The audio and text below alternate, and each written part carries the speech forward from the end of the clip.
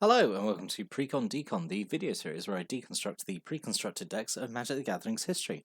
In this video we're going to start looking at the Conflux set, which is part 2 of the Shards of Alara block. And we're going to start off by looking at Bant on the March, which is a Bant deck, so it's white, blue, green. Let's get into that. So, the thing with these Conflux decks, apart from the Naya one, they are all basically almost exactly the same as the ones in Shards of Alara, so I feel like I'm going to be repeating myself a lot. So the Bant one is still about Exalted, the Grixis one is still going to be about Unearth, the Jund one is still going to be about Devour, and the Esper one is still going to be about Artifacts. So I apologize in advance if I kind of repeat myself a little bit, but yeah, there's not really much to say. they're pretty straightforward, these decks. Mostly because also they're only 41 cards as well, so it's really got to be, it's really trimmed down what we've got to work with, I suppose. But anyway, we've got new cards to look at. We'll look at those. So. We have two Aven Squires, so one costs 1 white for a 1/1 flying with Exalted. Exalted being ability, whenever a creature you control attacks alone, it gets +1/+1 till end turn for every Exalted permanent you control. Bant being this kind of being a plane where they send out a single champion and all their mates cheer them on, and they get super strong. And and then all the others are holding back, ready to block, kind of like next turn, really. So yeah. Aven Squire having flying is pretty good. Means it is a good thing to attack with and get all the exalted bonuses, just because it's got evasion. So evasion is really, really good with exalted, just because you're getting all those bonuses and also being hard to deal with in terms of blocking and stuff. So yeah, Aven Squire, 2 of those, and that's pretty good, I think. A single frontline sage, so 2 and a blue for a 0/1, which is horrible stats. It has exalted at least, and you can pay 1 blue and tap it to draw a card and then discard a card, so it has a loot effect. This feels a little expensive because, I don't know, because Merfolk Looter, which is I think the benchmark for a creature with the loot ability, is a 1/1 for 2. And its ability doesn't cost anything, whereas this is 1 extra. I guess it's got Exalted, which I suppose counts as 1, but then also its ability costs mana to use, I suppose. So yeah, it feels a little expensive, and yeah, it's just here to give an exalted bonus, I suppose, and just help you draw. You're not going to be able to. Well, I suppose you could attack with it. It gets exalted bonuses, I suppose, if you don't want to risk your other stuff. Yeah, it's okay, I guess.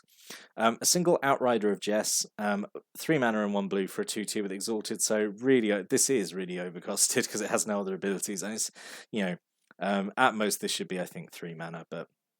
It is what it is. It's kind of just a blue common creature, so it's not going to be too good. We're still at the transition period of when blue creatures are allowed to be good, or blue common creatures at least. But yeah, it's another exalted bonus, I suppose.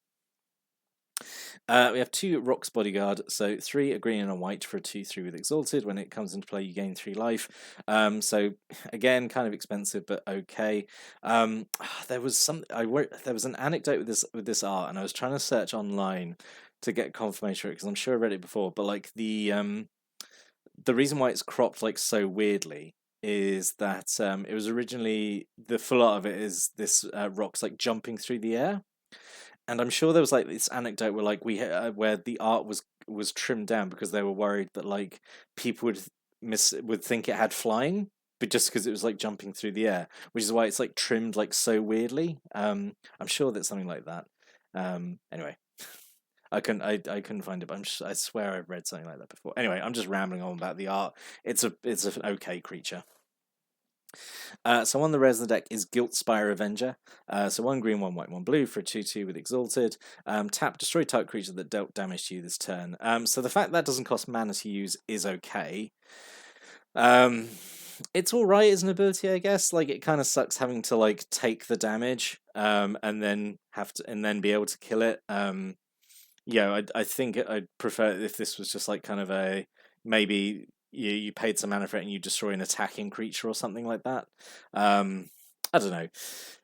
It's all right. I think it just feels a bit underwhelming as a rare, honestly. Most of the time, I think this is just going to be, a very difficult to cast. It's all 3 manas. It's mana of all 3 colors. just for another like 2/2 that gives an exalted bonus, I guess. Yeah, it just feels underwhelming as a rare, honestly. A single Rocks Warmonk. This is pretty good. 1 green, 1 white, 1 blue for 3/4 with lifelink. So it doesn't give an exalted bonus, but like benefits massively from the exalted bonuses because then obviously gain more life from lifelink. Yeah, Rocks Warmonk is pretty good.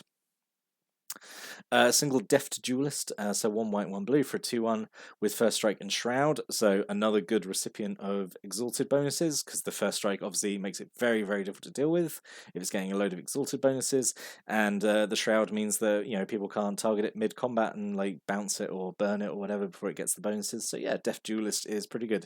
I think that still holds up to by today's standards as just being a 2/1 for 2 with First Strike and, you know, essentially, you know, can't be targeted. I mean, like, you can't target it either, but yeah, I think it's fine. A single Jesse and Balm Giver, 1 colours, 1 white, 1 blue for a 1/1. Taps to prevent 1 damage that be dealt to target creature or player this turn, or tap to make a creature unblockable this turn. Now, the second ability is a lot more useful than the first. I say that's you know, use it on a creature. You're swinging it in the exalted bonuses. Like your big buffed creature gets through with, you know, with no opposition at all. Yeah, super good. Just to be able to tap to do that. Yeah, really good.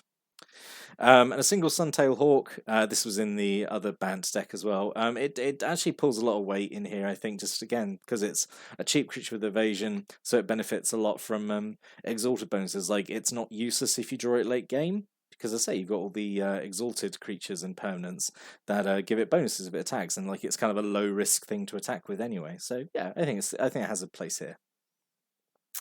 We have 2 Eerie Mystics, so 4 cards and white for a 3/3 with flying.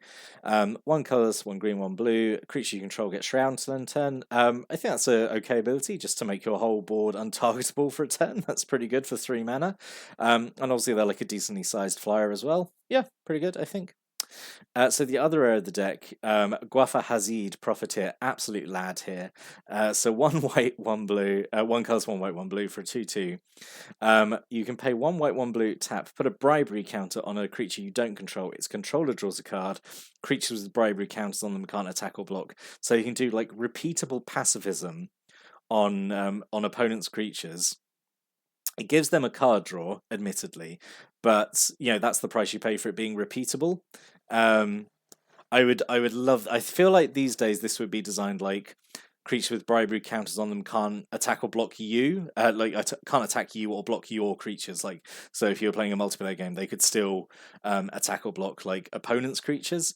But I think this is fine. I really like Guafa Hazid. I think he's like a really cool creature, and like it feels weirdly like an Azorius card. I mean, I know it's Azorius colored, but I really like to see him in like Ravnica instead. I think he fits like the tone of Ravnica more than Alara, honestly. Because I think lore wise he's meant to be like an agent of Nicole Bolas, which so he's like that's why he's bribing people and destabilize. Like, look the other way. There's not a giant elder dragon god who's trying to take over everything. It's fine. Carry on with your day. But yeah, Guafa Hazid I think is really cool. And I think it really highlights that this deck is like trying to be like a bit more sneaky. Like it's got a few ways of, you know, making things unblockable. I feel like it's got more things like, you know, it's got things that grant Shroud or have Shroud. Yeah, I think it's kind of a more tricksy version or incarnation of like the original Bant deck, I think, which is very straightforward, I think. Anyway. A single Rocks Meditant, 3 and a white for a 2/4. When it comes to play, if you control a green permanent, you draw a card, which is, yeah. I feel like you could just draw a card anyway. I think that's finely costed. You could just draw anyway, and I don't know. There's a bunch of these cards in Conflux where, like, when they come into play, if you control a permanent of a certain color, you get a bonus. So yeah. 2 Skyward Eye Prophets on the subject of working for Nicole Bolas, these guys. So three colors, 1 green, 1 white, 1 blue. So pretty expensive for 3/3 vigilance. Tap, reveal the top card of your library if it's a land. Put it into play, otherwise put it into your hand. So you're always drawing it regardless, or you're always getting it in some way. So this, you know, potentially is giving you an extra land drop for the turn. So this is actually they're actually a good thing to attack with because get the exalted bonuses because being 3/3s and vigilance, so they're attacking, they're getting the exalted bonus, and then you can tap them to use their ability, so you're attacking them and getting the effect as well. So yeah, that's right, and yeah, it's kind of cool. There's two of them, but yeah, they they are bad people. they are working for the bad guy. But yeah, as in terms of maybe a little expensive, honestly. Well, is it? I don't know. To just tap to draw a card or like get an extra land drop. I don't know. Two Valoron Outlanders, so one green, one white. Whole cycle of these. I think they're in every deck, but they are 2/2s for like two cards. These are really similar actually to the Knights from Invasion. Um, they're actually identical apart from like the creature types. I think they're all scouts and like they're different races, but they're all scouts and yeah, they're two colors and they have protection from like a color. So yeah, these are in every deck and like I think they're perfectly fine. A single Asher's Favor. So Aura, it's two cards and a white. Enchanted creature has flying, first strike, and vigilance. So this is a perfect. This is what an exalted deck really wants. Just like give a creature like make it really evasive, make it really difficult to deal with, and make sure it can stick around to block next turn, and get all the exalted bonuses. So this is like a really perfect card, I think, for a deck like this to have. Two pacifisms. Yep. Get used to Grak. We're going to see Grak a lot.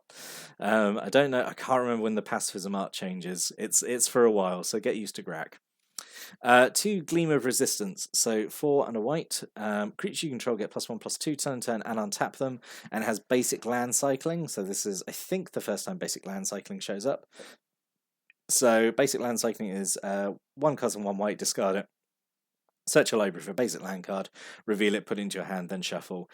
So you just specifically tutor up for a basic land. So if you're casting this normally, I think 4. Again, is this overcosted? 4 and a white, +1/+2 is and untap everything.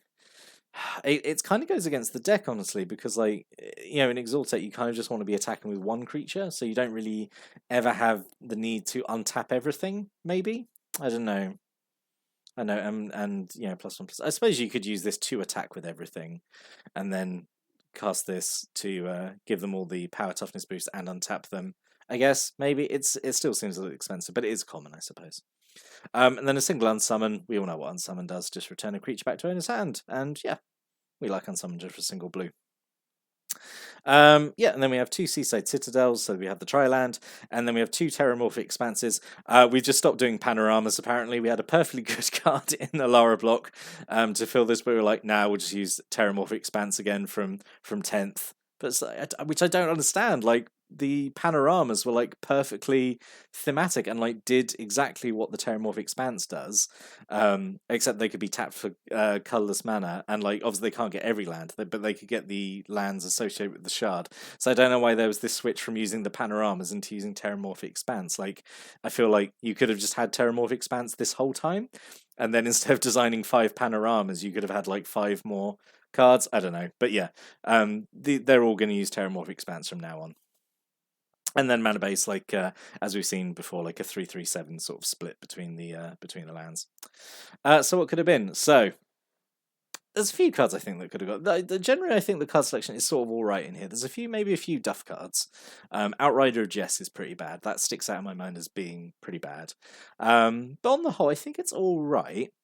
But I mean, like every deck is improved with Path to Exile. This is a great removal spell. Exiles a creature, but their controller gets a basic land card, but it doesn't matter, you've exiled a creature for 1 white mana. That's excellent. Sighted Cast Sorcerer I thought could go in here. I know it's from like Shards of Alara. It's from the previous set, but it could work. It's another way that gets it gets Shroud, which is kind of feel like, I mean it's not enough to be a sub theme in the deck, but yeah, you've got the Airy Mystics and you've got the Deaf Duelist who both have Shroud. So I don't know, you could have had this guy as well as another exalted bonus to have. Jesse Infiltrator, there we go, as the green blue. It's the enemy color card from Shards of Alara. It's unblockable, and again, I think it fits the theme that it's like it's kind of being like sneaky Bant, I suppose, using more kind of like evasive abilities. Hindering Light, one white and a blue, just to counter a spell that targets you or opponent you control, and you draw a card. I think it's an okay counter spell. Oh, that was it. That was it, apparently. Okay. Yeah, so I don't think there was any alternate rares because Conflux is like such a small set, and it also has like a weird 5-color theme. So like quite a lot of the rares are also 5-color, so they don't fit in this deck. And so you got a small set. A lot of the cards are like 5-color or like focusing on 5-color here. Not a lot of choice when it comes to alternate rares on this, which is a shame because I do think the Guilt Spire Avenger is like a little disappointing as a rare. And what was the other rare? Oh, Guafa Hazid. Oh, Guafa Hazid should definitely have been the foil face card. Get a foil Guafa Hazid. That would have been great. But yeah, I think this is okay. Honestly, I say it feels like a more sneaky, refined version of the other Bant deck. I think you would have like if you'd got this one and the other Bant deck. Actually, I feel like all these Alara decks, maybe if you got the Conflux one and the Shards one and kind of mashed them together, you would have had like a pretty good basis, I think, for just a deck as it is. Or you would have done obviously a bit of construction with it, but yeah, I think it would have been all right. But yeah, I think it's okay in summary. I think it's all right. Do I think it's better than the other Bant deck? Yeah, I think it is. I think it's a little better. I think it's a little better. Not much. I don't think there's much in it, but I think it's a little better. But anyway, that was my thoughts on Bant on the March. What are your thoughts? If you got any opinions or comments or stories related to this deck, put a comment below. Always like reading those. But I'll be back next time to look at another Conflux deck. But until then, thanks for watching and listening. Have a great day.